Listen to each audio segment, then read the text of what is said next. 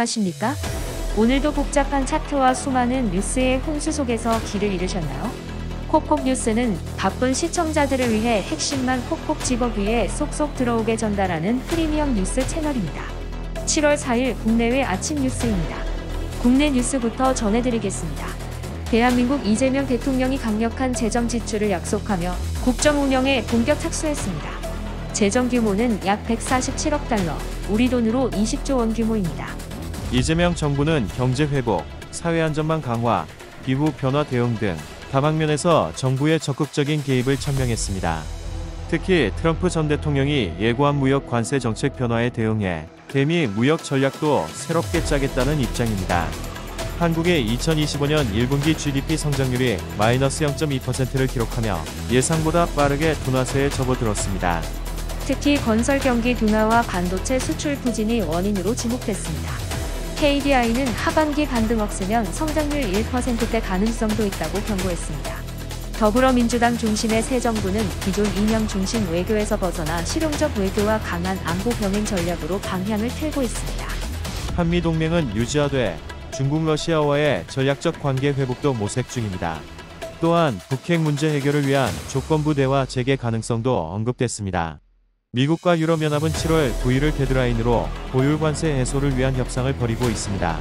트럼프 전 대통령은 유럽산 전기차에 100% 관세 부과 가능성을 언급했으며 이유는 이에 맞서 미국산 제품의 보복 관세를 경고했습니다.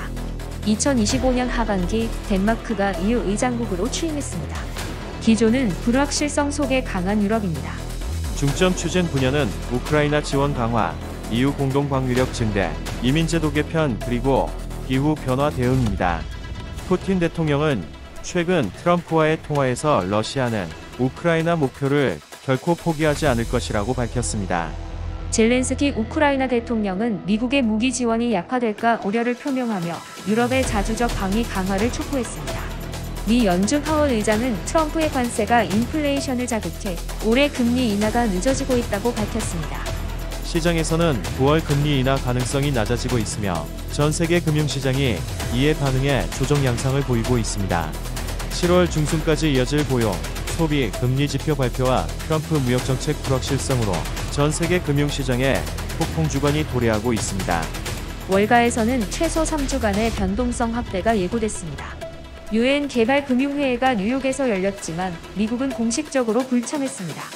그러나 가자 금융, 탄소세, 글로벌 기업 세금 공조 등에 대한 42페이지 분량의 계획안이 채택되며 대안 논의가 본격화됐습니다.